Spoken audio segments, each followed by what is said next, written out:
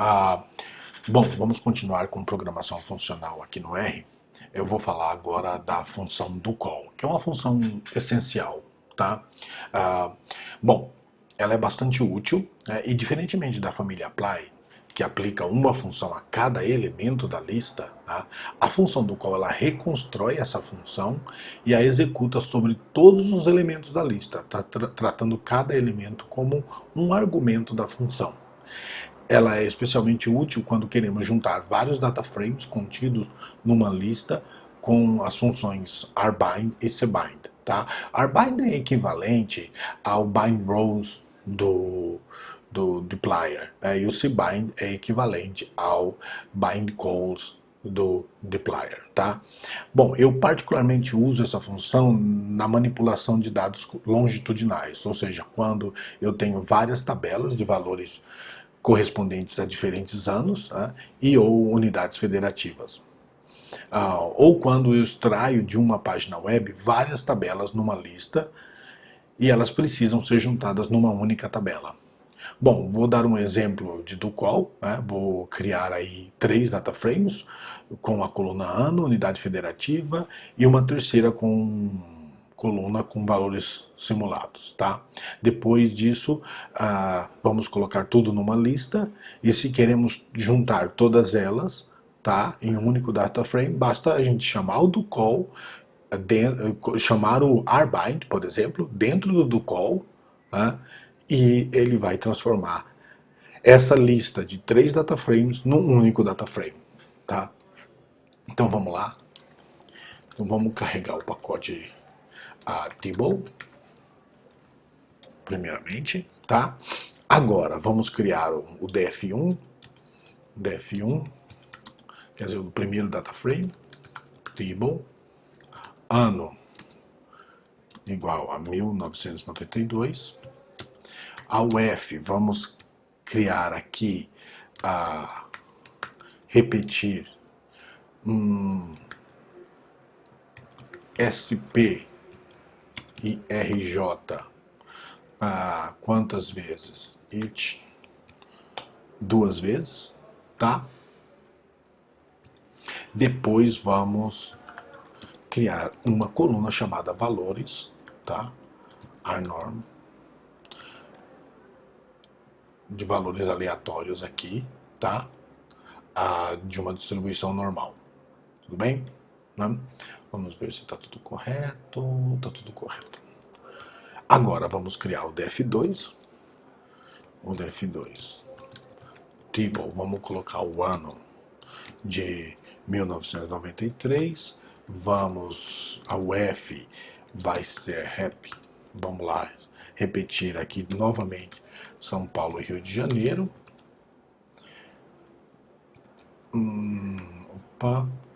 It igual a 2, tá?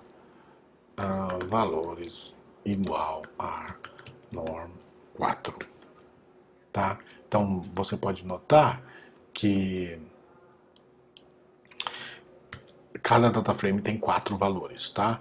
Então simplesmente eu vou fazer isso aqui, colocar o df3 e fazer assim.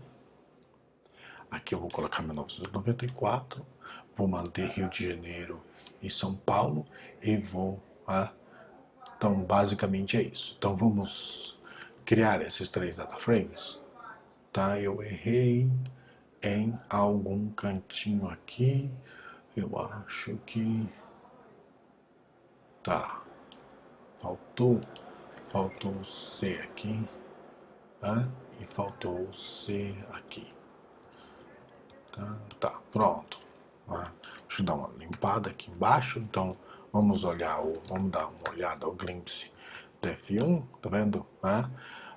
Você tem 4 valores, o glimpse df2 e o glimpse df3 aqui, para ver a estrutura de cada uma delas. Agora, vamos criar uma lista com esses 3 data frames, lista df1, df2, df3. E vamos juntar essas 3, tá?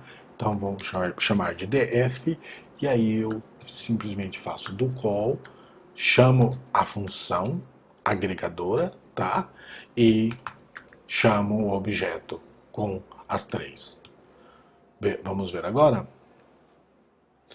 o resultado. Olha aqui, ó, ano, foram simplesmente sobrepostas aqui os três data frames. Tudo bem? Então o do call é muito importante para isso. No entanto, você pode juntar esses 3 data frames de outra forma. Vamos remover esse df e agora eu vou, df, né, com o dplyr, vamos carregar o dplyr aqui, library dplyr. Agora eu vou colocar aqui, bind rows, né? E aí eu posso simplesmente, o dplyr torna as coisas bem mais fáceis. df1, df2, df3. Bem, ele simplesmente iterou sobre os 3 data frames, tá? Mas o do call, ele é muito importante porque nem sempre o bind rows resolve alguns problemas, se a lista não tem nomes idênticos. O bind rows é muito estrito, ele exige que os data frames sejam assim, de tamanho idênticos, que as colunas sejam de tamanho idênticos. O do call é mais flexível nesse sentido, e às vezes em algumas situações você precisa de uma flexibilidade como essa, tá? Agora vamos para outras funções que são bem típicas de programação funcional. A função reduce, a função filter, F maiúsculo, não é igual à função do dplyr, que tem o F minúsculo. Você tem a função find, a função map, a função negate e a função position. Tá? Vamos falar primeiro da função reduce. A função reduce, ela aplica uma função de forma recursiva sobre os elementos de uma lista. Quando ela é usada com o argumento accumulate igual a true, cada combinação é retornada, tá bom? Por padrão, somente o último resultado é retornado. Então vamos dar aqui, vamos fazer uma multiplicação de valores, tá? De uma lista e mostrar todas as sucessivas combinações. Vamos lá? Então, eu vou chamar a função reduce, vou indicar a função que eu quero aplicar, que é a multiplicação, e vou dar um nome aqui para essa lista, list, e aí eu vou colocar 5, 4, 3, 2. Vamos ver como é que fica? 120, vê? Agora, se eu coloco aquele accumulate true, ele vai retornar cada operação. X igual a list 5, 4, 3, 2. E aqui eu coloco accumulate true. Vamos ver o que acontece? Então, eu estou multiplicando 5 por 1, vai dar 5, depois 5 por 4, 20, depois 60, depois 120. Na verdade, eu não estou multiplicando 5 por 1. Isso está subentendido. Na verdade, é o próprio 5, depois o 5 vezes 4, 20, depois o 20 vezes 3, 60, depois o 60 vezes 2, 120. Tá bom? Agora, essa função reduce, ela é muito importante com a função merge do R. Não sei se você lembra quando eu falei do joins no dplyr, a função merge ela tem um papel similar no RBase. Nós vamos aqui mostrar como fazer isso, tá? Então eu vou simplesmente copiar, tá? 3 data frames que eu tenho aqui para reduzir o tempo. Então o primeiro data frame é esse D1, o segundo é o D2 e o terceiro é o D3. Vamos olhar cada um deles. O D1 tem o ano e o sexo. O D2 tem o ano e a cor, tá? E o D3 tem o ano e a religião, igreja, na verdade, porque no final das contas católicos e evangélicos são de uma mesma religião, tá? Então, se eu quero juntar todas elas, então primeiro eu vou juntar a D1 com a D2 e depois eu vou juntar esse resultado a D3. Então, como é que eu faço? Eu faço isso aqui, ó. Vou dar uma limpada aqui embaixo, porque o resultado eu vou deixar que apareça aqui embaixo. Reduce. Vou chamar uma função anônima com 2 argumentos, tá?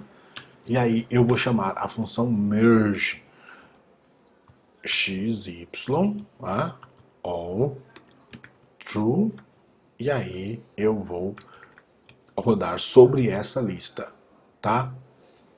D1, D2, D3. Veja, eles foram todos, tá, juntados aqui, tá? Eu criei uma única data frame com todos os valores, tá bom? Então, esse é uma operação, vamos dizer assim, muito importante, tá?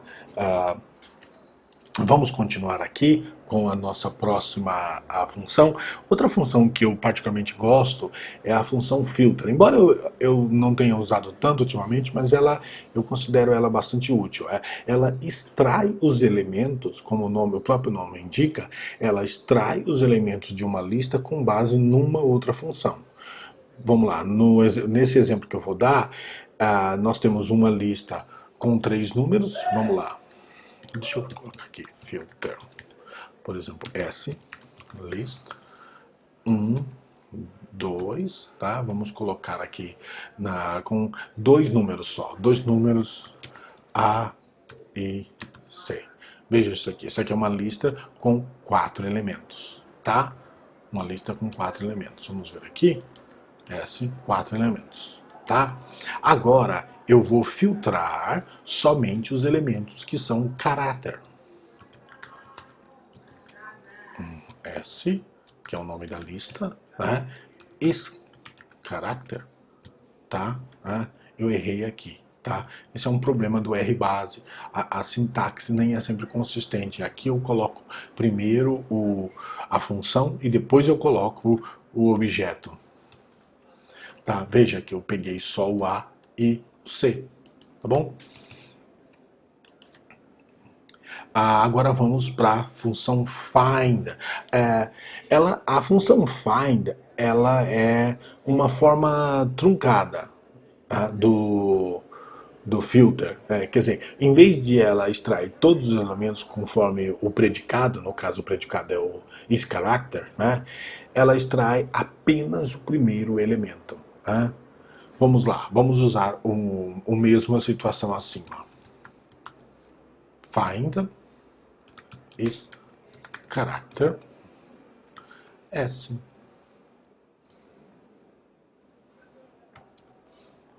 Opa, tá meio lento aqui.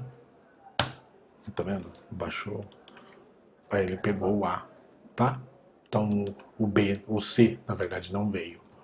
Então vamos olhar aqui a outra função, que é a position. A position é, idêntica ao find com uma diferença. Ela traz a posição e não o próprio valor, tá? Vejam que o A é o terceiro elemento, tá? Então vamos lá. Position is character S. Tá vendo? O A é o terceiro elemento. Bom, agora tem uma outra função muito interessante que ela é útil. Muitas vezes eu uso essa função, que é a função negate. O que ela faz? Ela faz a negação daquela função. Então vamos supor, vamos usar essa mesma lista, essa lista S. Vamos, por exemplo, se nós combinarmos negate com o filter, o que nós vamos? O filter, o que ele trouxe? Ele trouxe tudo que era caractere. Se eu uso o negate, ele vai fazer o quê? Ele vai tirar, pegar justamente o que não é caractere, tá? Negate, vamos lá, filter, negate, nega esse character, tudo bem? E põe esse aqui. Opa, esse negate tem maiúsculo, tá? Então, tá vendo? Eu peguei o 1 e o 2, tá? Agora, vamos para a nossa última função da programação funcional no RBase, tá? Que é a função map, tá? Ela é similar ao mapply, tá? Com a diferença de que ela não força a simplificação do resultado, tá? Ela não força a simplificação do resultado. Então vamos utilizar o mesmo exemplo que nós utilizamos antes no mapply para ilustrar essa diferença, tá? Então, não sei se vocês lembram, mas no vídeo anterior tem a função L1, a função, quer dizer, a lista L1, a lista L2, tá? Então vamos olhar cada uma delas. L1, L2, tá? L1, L2. Aí eu faço a mesma coisa, tá? Sum L1A, L1B, L2C, L2D.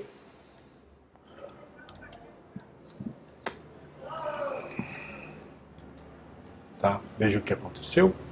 Tá? Ela traz os mesmos resultados, tá? No entanto, ela traz numa lista, tá? Ela traz numa lista e não de forma simplificada, como fez o mapply. Vamos aqui, por exemplo, usar o mapply. Veja que ela retorna um vetor, enquanto a map não retorna um vetor. Geralmente a map é mais útil, tá? Porque você geralmente quer manter quando você tem objetos muito complexos, você quer manter tudo dentro de uma lista e não num vetor, tá? Tudo bem? Então, basicamente é isso, programação funcional com RBase. Nós vamos mostrar logo como fazer tudo isso com o pacote Perl, tá? Com o pacote Perl, e você vai ver que ele torna muitas dessas operações assim muito simples, tá? E ele é muito mais, ele tem uma sintaxe muito mais consistente, tá? Do que as funções do RBase. Tudo bem?